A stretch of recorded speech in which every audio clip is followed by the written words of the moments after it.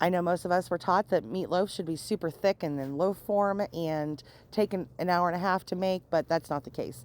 We're making some sheet pan meatloaf tonight, and yes, I'm using my KitchenAid mixer because this is why my meatloaf was on the table in less than 40 minutes from start to finish. So we're going to start off by beating some eggs, and we're going to throw in some milk, 1 tablespoon of Worcestershire sauce, and then we're going to throw in our diced onions, our seasonings, and our breadcrumbs, and just mix that all up. The reason I love using my mixer is because this only takes like seriously 10 seconds, and then you throw in your ground beef and you don't have to get all that cold stuff all over your hands, and it mixes well. It only takes seriously 35 seconds for this to mix fully, and it is the best mix you're going to have in your meatloaf.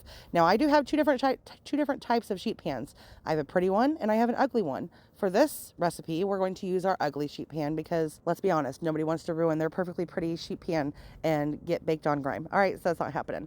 But you just shape it into like basically a regular meatloaf, but it's more spread out, and then we're just going to mix our glaze here and pour it over the top and put it just like this.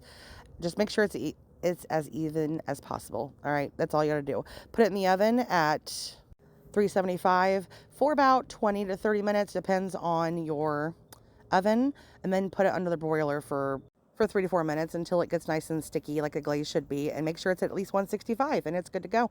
This is good. Give it a try. Way less time than regular meatloaf.